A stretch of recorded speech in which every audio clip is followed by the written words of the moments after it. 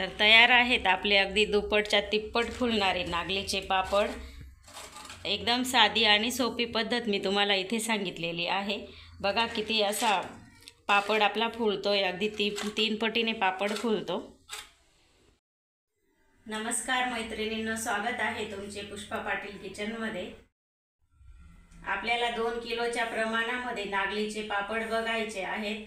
एकदम परफेक्ट असं साहित्य दिलेलं आहे मी इथे आणि व्यवस्थित पद्धत सुद्धा दाखवलेली आहे स्टेप बाय स्टेप। आणि पापड व्यवस्थित फुलावा त्यासाठी एक म्हणजे साबुदाणा टाकायचा आहे त्याच्यामध्ये, ते सुद्धा दाखवलेलं आहे। कोणी गव्हाचं पीठ पण टाकतं, पण गव्हाचं पीठ टाकल्यामुळे पापड पांढरा पडू शकतो, चांगला असा लालसर दिसत नाही। नागलीचे पापड करण्यासाठी मी इथे 2 किलो नागली घेतलेली आहे आणि 2 किलोच्या प्रमाणामध्ये मी तुम्हाला सर्व माप सांगणार आहे या पापडांचं। तर आता ही नागली आपल्याला स्वच्छ धुवून घ्यायची आहे।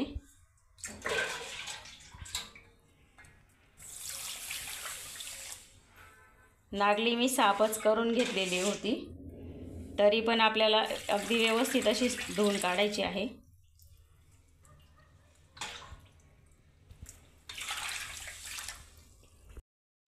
नागली धुताना व्यवस्थित अशी चोळून धुवायची, म्हणजे तिला जे कचरं लागलेलं असतं ते व्यवस्थित निघून जातं। पापड करण्यासाठी नागली पॉलिश केलेलीच घ्यायची, कधी पण अनपॉलिश नागली घ्यायची नाही। अनपॉलिश नागलीचे पापड चांगले येत नाही।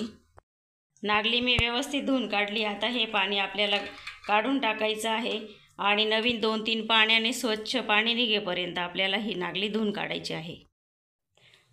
नागली स्वच्छ धुवून घेतलेली आहे पाणी स्वच्छ निघेपर्यंत।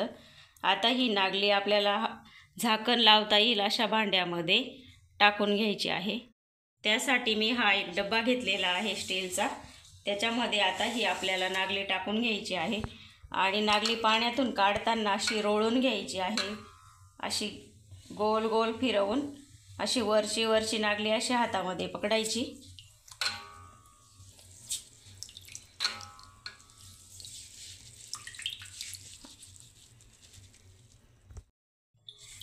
असं रोळून घेतल्याने नागलीमध्ये जे बारीक खडं असतं ते निघतच नाही, किती केलं तरी आपण।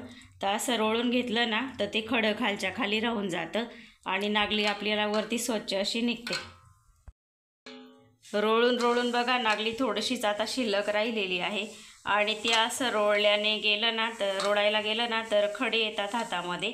तर तिला आता आपण असं छोट्या भांड्यामध्ये टाकून घ्यायचं आहे, म्हणजे आता पुढचे खडे सुद्धा आपल्याला व्यवस्थित असे काढता येते।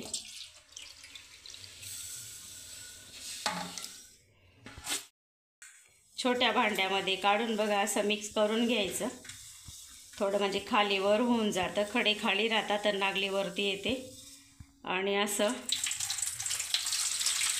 या पद्धतीने नागली असते ना ती पुढे येते आणि तिला खाली टाकायचं। परत नवीन पाणी, तेच पाणी घ्यायचं, नवीन पाणी पण घ्यायची गरज नसते आणि परत असं पुढे करत चालायचं नागलीला। किती स्वच्छ अशी निघते बघा असं केल्याने। परत नवीन पाणी घ्यायचं, भांडं असं हलवायचं हळूहळू आणि आपोआप अशी नागली पुढे सरकत चालते। हे बघा अशी सर्व नागली बघा रोळून झालेली आहे। आणि बघा इथे तुम्हाला दिसत असतील हे पांढरे खडे, बघा पांढरे खडे असतात नागलीमध्ये। बघा हे खडे आहेत, हे बघा किती खडे निघतात। 2 किलोमध्येच एवढे खडे निघाले आहेत। अशी व्यवस्थित आपल्याला नागली स्वच्छ करून घ्यायची आहे। ही पुढची नागली मी आता टाकून घेणार आहे। हे बघा हे सर्व खडे निघाले आहेत। नागली स्वच्छ धुवून डब्यामध्ये टाकून घेतली आपण रोळून व्यवस्थित करून। आता ही नागली आपल्याला 2 दिवस भिजवायला टाकायची आहे आणि 3ऱ्या दिवशी आपल्याला ही काढून घ्यायची आहे पाण्यातून। मध्ये 1 दिवस हे पाणी आपल्याला काढून टाकायचं आहे आणि परत नागली स्वच्छ धुवून आणि दुसरं पाणी टाकून घ्यायचं आहे। नागली भिजवून आपल्याला 2 दिवस पूर्ण झालेले आहेत आणि आजचा 3रा दिवस आहे। मध्ये मी 1 दिवस पाणी बदलवून घेतलं होतं, आता हे सुद्धा आपल्याला पाणी बदलवून घ्यायचं आहे। बघा किती फेस आलेला आहे आणि पाणी सुद्धा घाण आहे, हे पाणी काढून टाकू आपण आता। बघा, हे घाण संपूर्ण पाणी आपल्याला काढून टाकायचं आहे.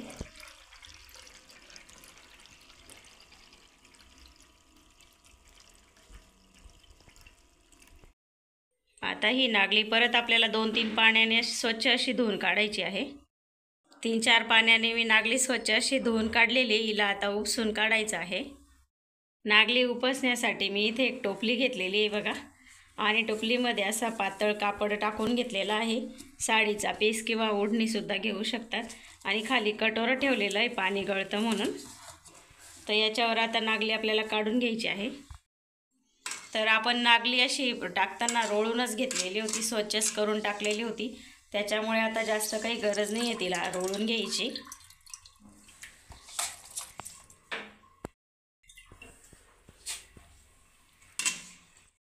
नागली आपण उपसून घेतलेली आहे. हिचं आता पूर्णपणे आपल्याला पाणी निथळू द्यायचं, एकदम कोरडी करून घ्यायची आपल्याला. कमीत कमी 1 ते 1.5 तासापर्यंत हिला असंच राहू द्यायचं आहे. नागलीचं पाणी पूर्णपणे निथळून गेलेलं आहे आणि एकदम कोरडी अशी नागली झालेली आहे आपली. तर हिला आता आपल्याला बांधून द्यायचं आहे. तर घट्ट असं गाठोडं बांधायचं आहे. घट्ट गासोडं बांधल्याने नागलीला मोड येतात.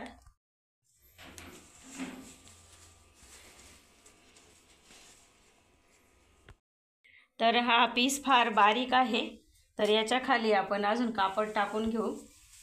तर मी साडीच घेतलेली आहे.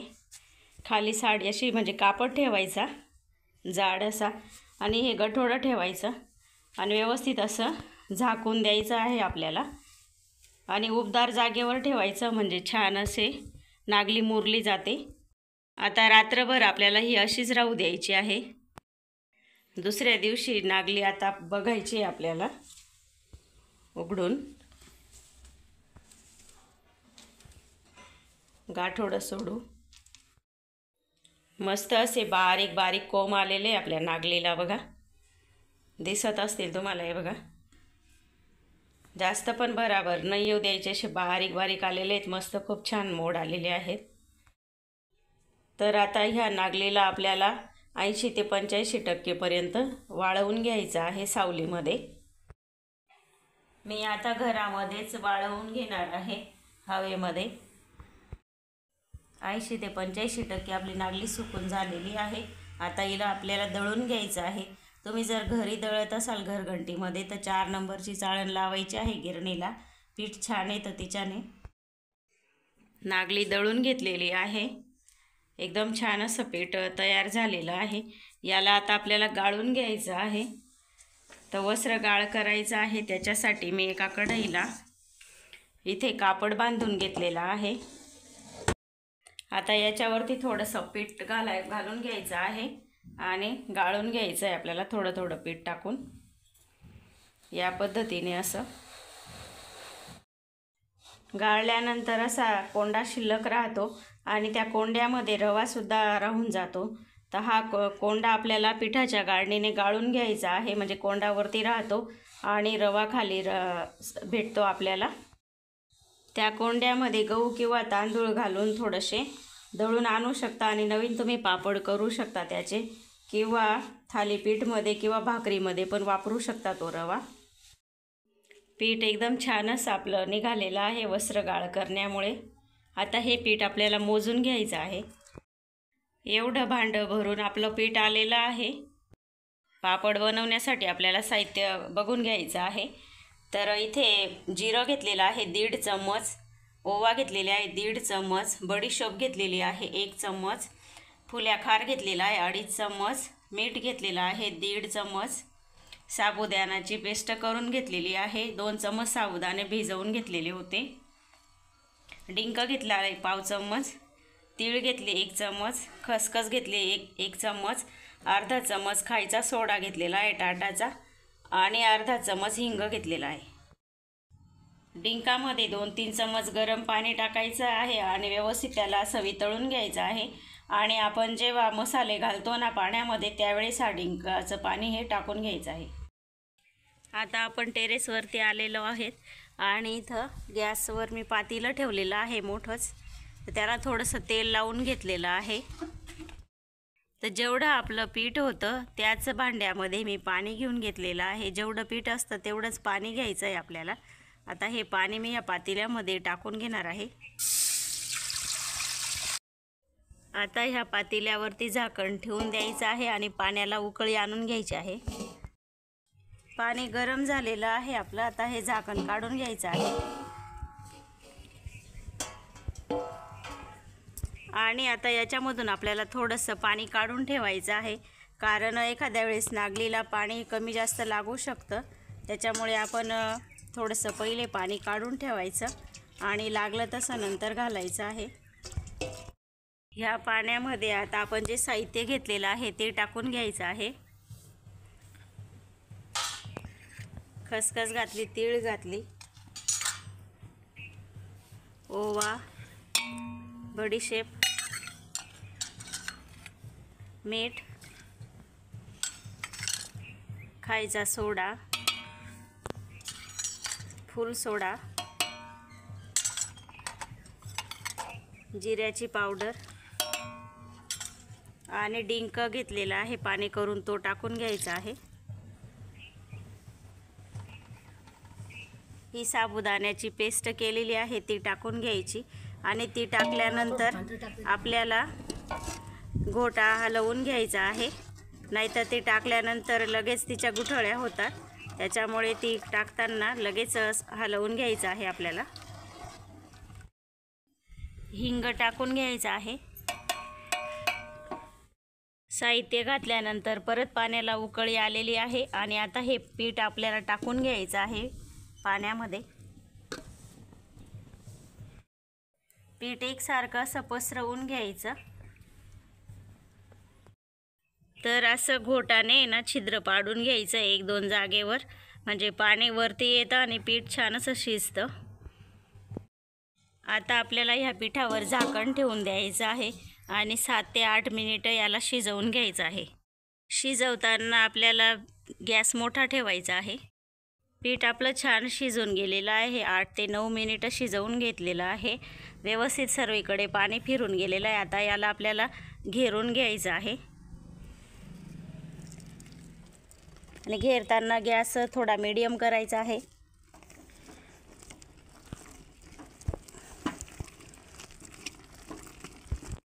पीठ आपलं छान असं घेरून झालेलं आहे।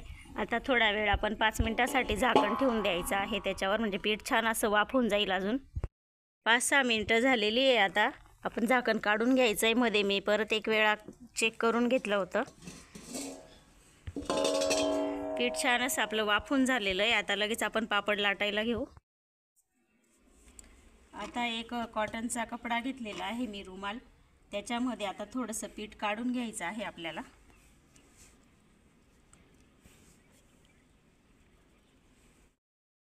थोडंसं पीठ टाकून घेतलं। आता आपल्याला या रुमालमध्ये याला चांगलं असं मिक्स करून घ्यायचं आहे, म्हणजे चांगलं एकजीव होईल ते। तर पीठ छान असं मळून घेतलेलं आहे, मऊ करून घेतलं। आता थोडासा पिठाचा गोळा घ्यायचा आणि लाटी करून घ्यायची आहे। हे बघा असा। तर पापड लाटण्यासाठी मी इथे तेलाच्या पिशवीचा वापर करत आहे। जे आपण पाऊच आणतो तेलाचे ते फाडून घेतलेले आहे आणि याला मी आधी पापड लाटलेले याच्यावर, त्याच्यामुळे त्याला तेल वगैरे लावायची काही गरज नाही आहे। डायरेक्टच अशी लाटी ठेवायची आहे। मीडियम साईजची लाटी करून घेतलेली आहे आणि वरून दुसरा कागद ठेवायचा असा, तो पण तेलाचीच पिशवी आहे। थोडंसं असं प्रेस करून घ्यायचं आणि पापडचं मशीन असतं त्याच्याने असा पापड दाबून घ्यायचा आहे आपल्याला। तर पापड आपण दाबून घेतलेला आहे। तर बघा छान असा पापड आपला तयार झालेला आहे बघा। आता याला खाटेवर असा उलटा कागद करून टाकून घ्यायचा आहे उन्हामध्ये। तर अजून एक पापड मी तुम्हाला करून दाखवते। एक लाटी ठेवून घेतली, परत वरून कागद टाकायचा आणि मशीन प्रेस करून घ्यायचं। हा सुद्धा पापड आपला झालेला आहे।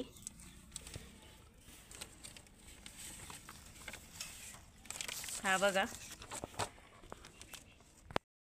तर आता हा जो पापड आहे ना तो असा उलटा करायचा आहे खाटेवर आणि बघा लगेच निघतो। सर्व असे पापड लाटून घेतलेले आहेत आणि खूप छान असे लाटून झाले। आता 2 दिवस असे उन्हामध्ये आपल्याला वाळवून घ्यायचे आहेत।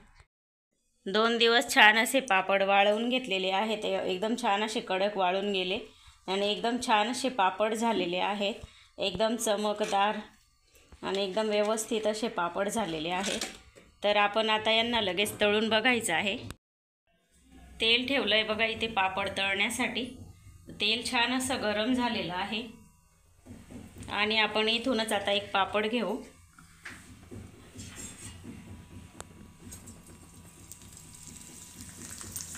बघा किती छान फुलायला लागला पापड, अगदी दुप्पटपेक्षा जास्त फुलतोय पापड आणि चवीला सुद्धा तेवढाच भारी झालेला आहे।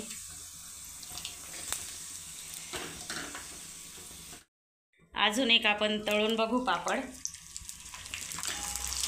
बघा केवढा फुलतो लगेच, अगदी कढईमध्ये मावत नाही एवढा पापड होतो आपला। तर अजून एक मी तळून बघते आहे पापड। हे बघा किती छान असा केवढा पापड होतोय आपला। तुम्हाला जर माझी ही पद्धत आवडली असेल पापड बनवायची तर रेसिपीला लाईक करा, शेअर करा, सबस्क्राईब करायला विसरू नका। धन्यवाद।